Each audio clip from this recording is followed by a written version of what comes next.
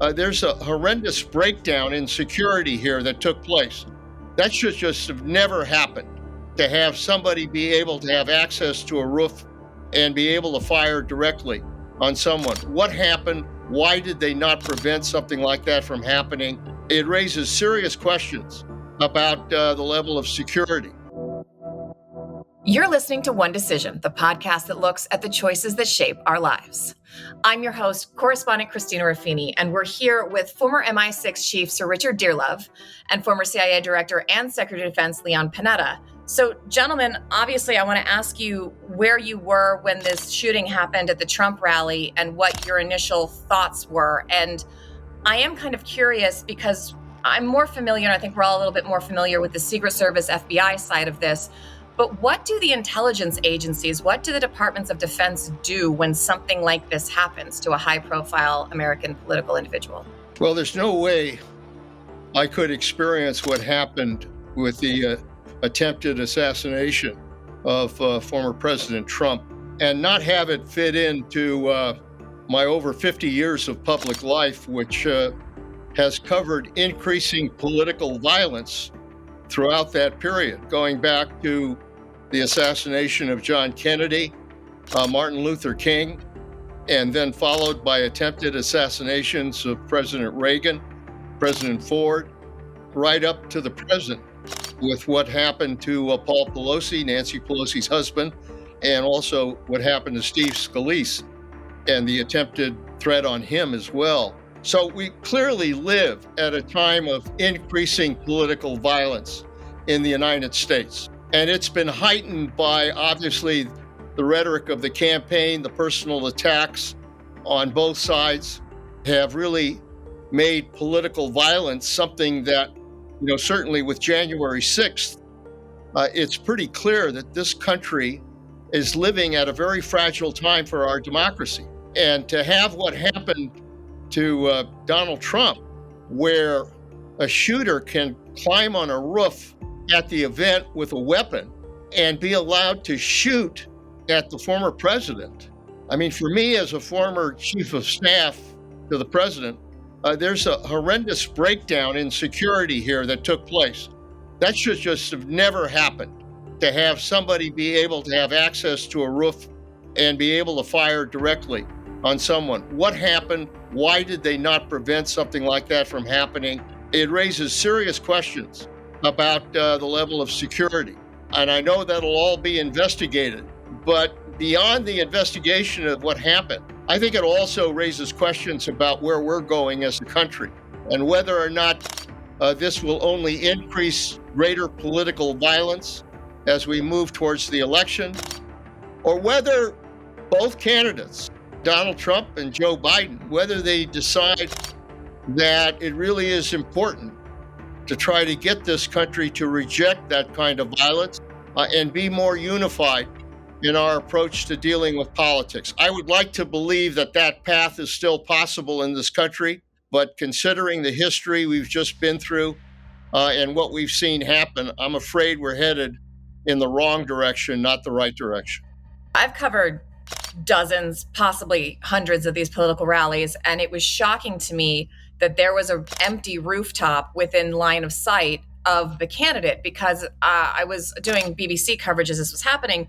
And what I was trying to explain is when you go to these as a member of the press, you have to be there sometimes 5, 6, 8 hours in advance. All your gear is swept. EOD bomb dogs go through everything. You have to be in place. A lot of times they have TSA there manning, mags, and you have to go through mags and you have to show them what's in your bag.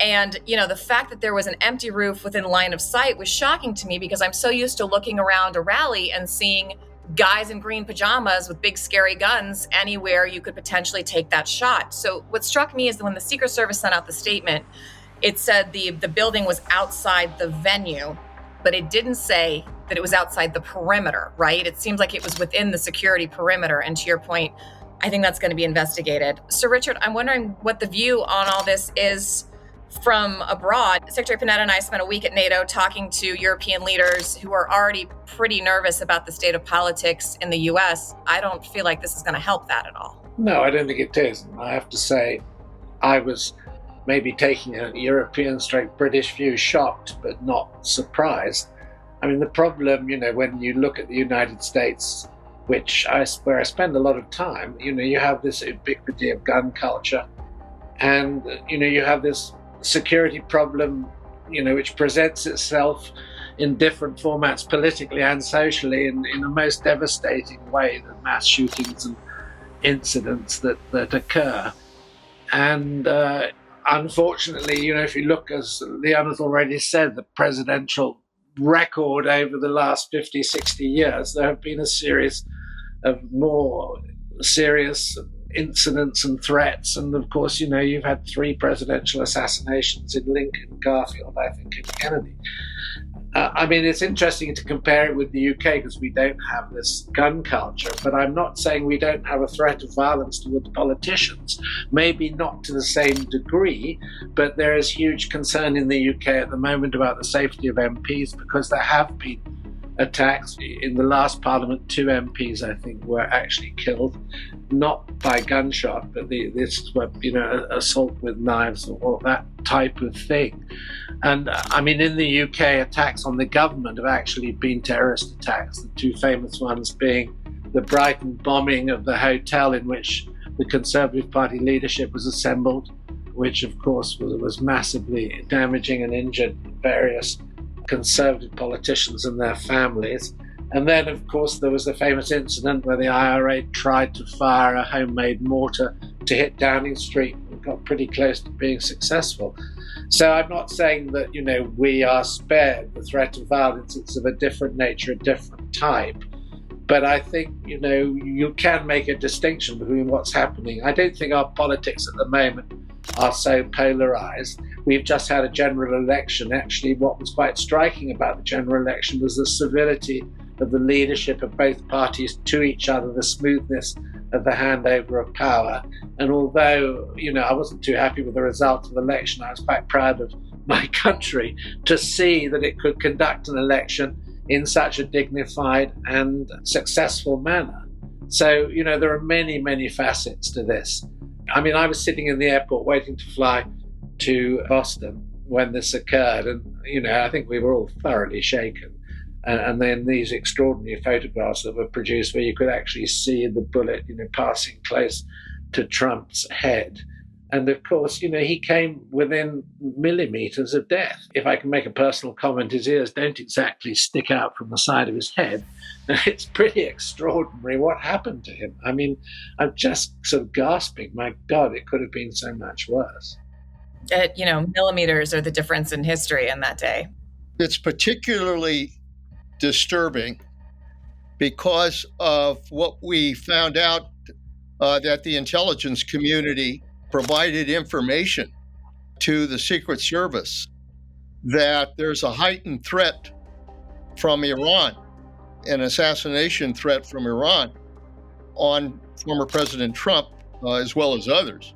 But they, as a result of that, supposedly increased the deployment of Secret Service protection. And if that's true, and they still failed to be able to establish a perimeter, I mean, the excuse that somehow this is outside the perimeter of the event is nuts. Well, they said it's outside the venue, but they didn't comment whether it was outside the perimeter. And to me, based on reports that there were people staffed inside the building, it seems like it was inside the perimeter. They just for somehow hadn't cleared the roof. And yes, I read the report in the Times about the increased threat from Iran. And of course, officials like Pompeo and Brian Hook, who ran Iran policy under Trump's administration, have been getting ongoing threats for the killing of Qasem Soleimani.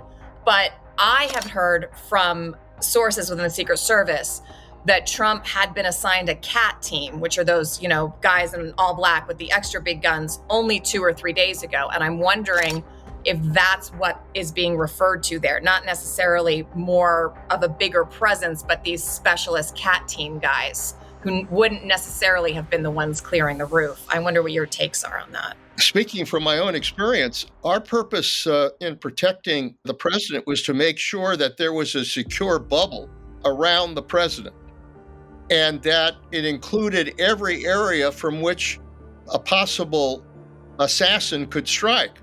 And what you do is you look at every possibility within that area and try to make sure you secure it. And that's why you put these snipers at a high position, is to make sure that they're constantly looking at where possible assassins could strike from. And that's what really puzzles me, is why, whether their sight was somehow interfered with or what, here is a guy with a gun climbing on the roof of a building within 150 yards of the former president. And witnesses who were on the BBC said they saw him and were flagging him to law enforcement. Yeah. You know, what it really raises is the failure of the Secret Service to do what they're supposed to do. And we are now going into the heart of this campaign.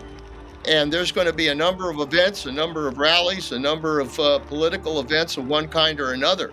And they had better quickly learn what went wrong in order to make sure that this doesn't happen again. Because I think the message from what took place is that somehow their guard was dropped and they failed to provide the protection that they're supposed to provide to both President Biden as well as former President Trump. Well, I just say, I think the practical difficulties of, 100% security, we all understand, those of us who've lived in this sort of environment, to sort of seal off every possibility, particularly in an urban environment, is incredibly difficult and challenging. What was the IRA saying? You have to be lucky every day. We only have to be lucky once. Yeah, sure. That's exactly. I mean, it's a very good statement. The terrorists only has to succeed once. You stop them 500 times, and then they've gained what they want to do. And I would have thought that the threat comes from wild individuals. Whether the Iranians have that capability, I'm not so sure, but of course you have to take the threat seriously.